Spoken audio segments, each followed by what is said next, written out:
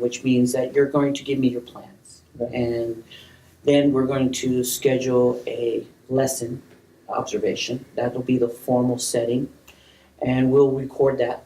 Mhm. And then we have a post observation. Okay. Sounds great. For today, let's start off with what you're planning to do.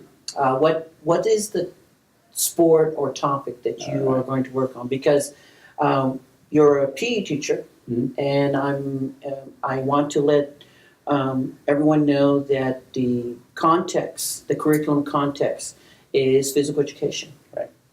So I'm a physical education teacher, and I teach grades 4th through 8th. The grade that we are going to concentrate for this lesson plan here is going to be 4th grade. And as far as the 4th graders right now, we are actually in a basketball unit. So they have already been, for about 3.5 weeks already, they've been learning new basketball skills. They've been learning how to shoot, how to pass to a partner. They've been learning how to dribble, understanding the new games of basketball. And we're almost in the final stages of our unit. So the lesson that we're going to do for the final unit is going to be a game called 3-Catch. And what 3-Catch is kind of implementing all the skills of basketball while following rules. The point of the game is to make 3 successful catches to each other, and that's how they score a point. They're able to dribble. They can't double dribble. They can't travel. So they're abiding by the rules. The only thing that they're actually not doing is shooting. But in between each game, there actually is going to be another game called Hot Shots. And in that Hot Shots game is where they're going to be shooting. That is standard 3. Is there a sub-standard that you were interested in looking at under standard 3? Yeah, so under standard 3, we're understanding and organizing subject matter for the student learning.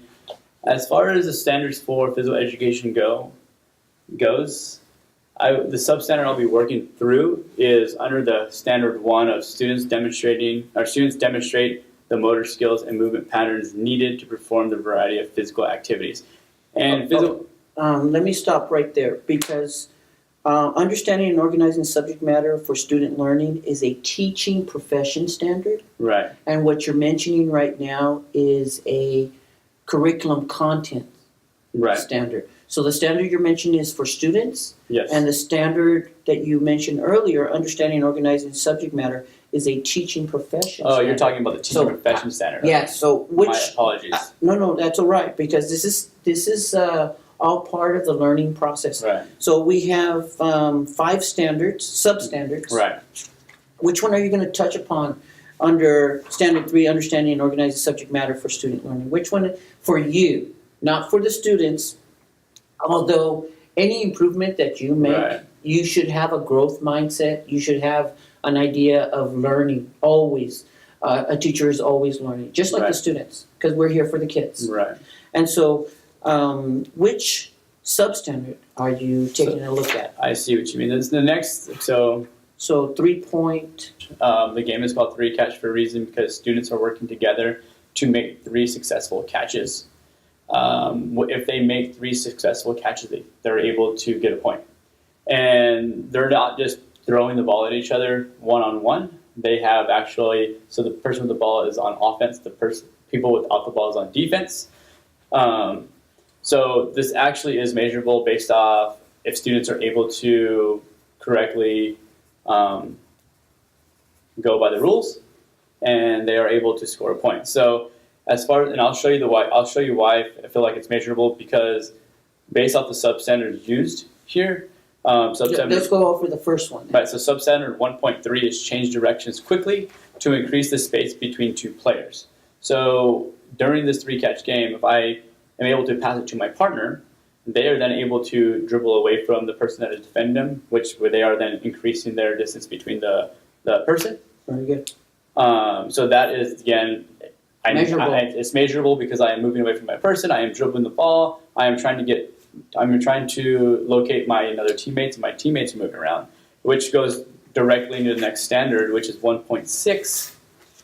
After dribbling the ball, they are able to stop, and once they stop, they use a pivot to move around to kind of get open, and then that's when the next standard goes in, which is 1.6, like I mentioned. and it's throw and catch an object with a partner while both partners are moving. So one partner is moving as far as pivoting goes, so they are stuck in place working on their pivot as the other person is trying to get open and move around, so they are making a pass.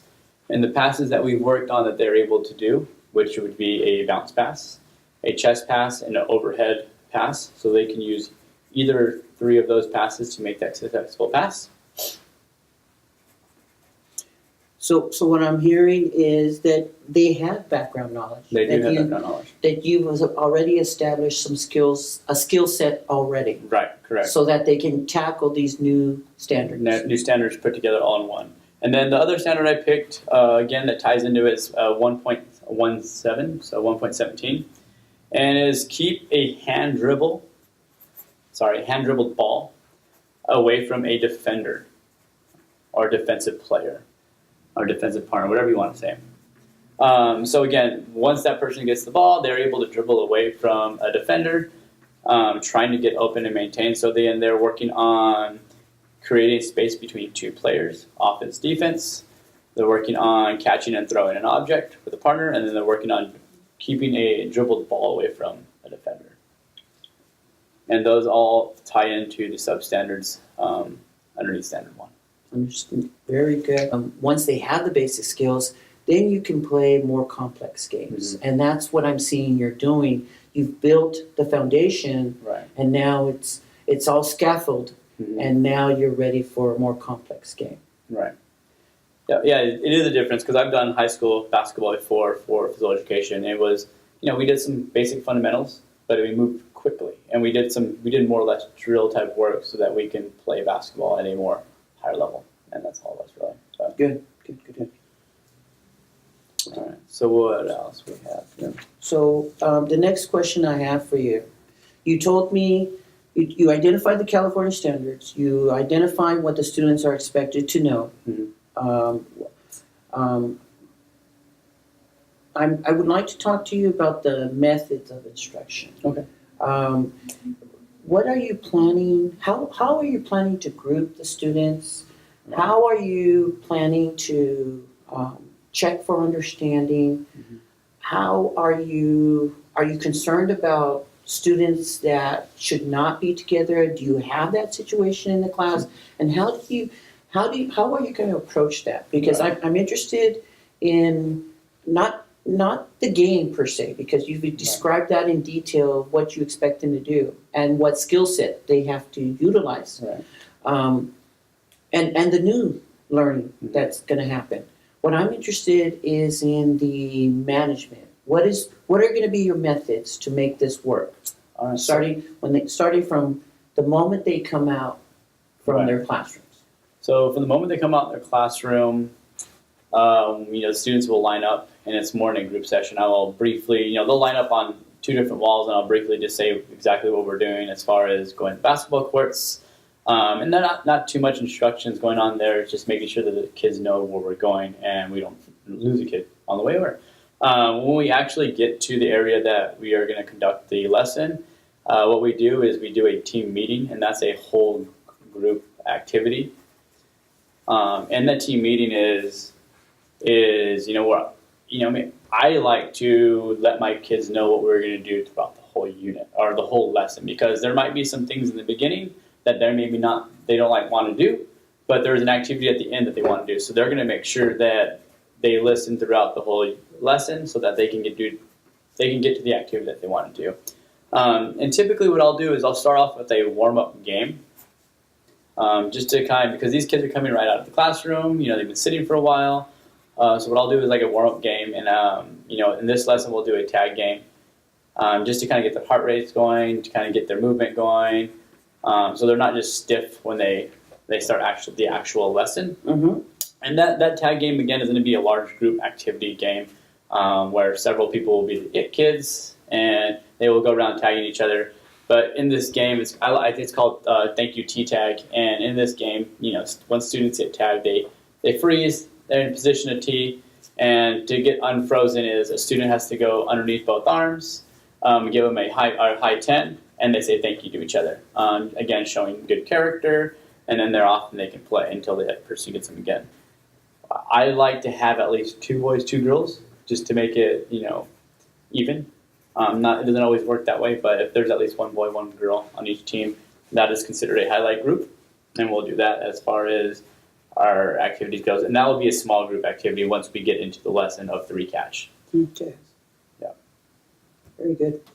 So during whole group instruction, do you have any support out there? So, I want you to focus only on 4th grade. right. So for this, we won't speak about 8th, 7th. Right now, we're only speaking about one for lesson. this specific class of 4th grade that we will be conducting this lesson on, I do not have help. I do not have an aide or a second teacher, so I typically am doing it the whole lesson on my own. And I see these kids on Monday and Friday, and Monday I have some help on Monday, but on Friday when we conduct this lesson, I will not have help there, and I typically don't. Okay. Yeah.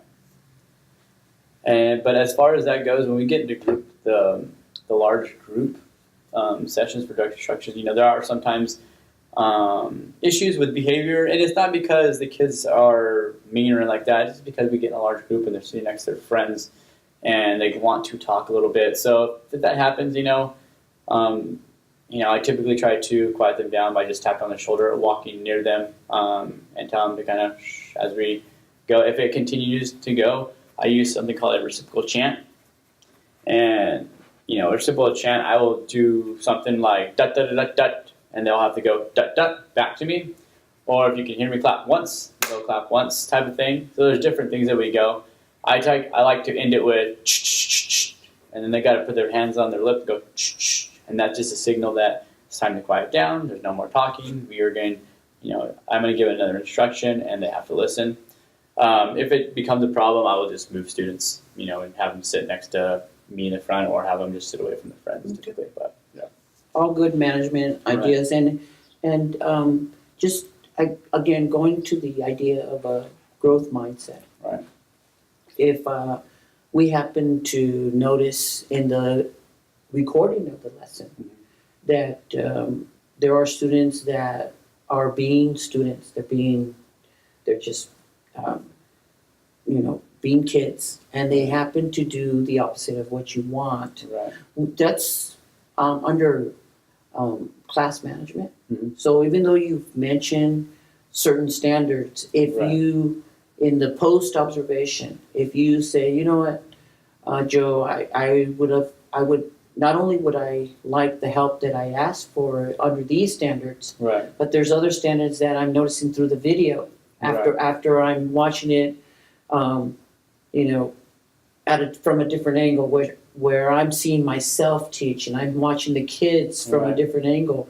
I would like help in certain areas. Mm-hmm. I'm very open to touch upon those kind of things like classroom management, transitions, any other topic that is one of the standards for teaching profession. Right. And I think that's one thing for me, since I'm a new teacher at a lower level. I feel like I know some classroom management skills, and I do apply them a lot, but sometimes it's hard when you're on your own as far as maintaining classroom management. If there's there's a lot of different skills out there, a lot of different methods that I haven't learned yet. So that's one thing that I think that I can definitely work on and continue to work on throughout all my years of teaching is just basic classroom management. I think that's something that it should never be overlooked as, I know how to manage a class. Each class is going to be different. Each year is going to be different. Every student is going to be different. So you're going to have to adjust and adapt to just the students that you have. So, that's one thing that I feel like I need to work on, and I'm going to need to continue to work on. So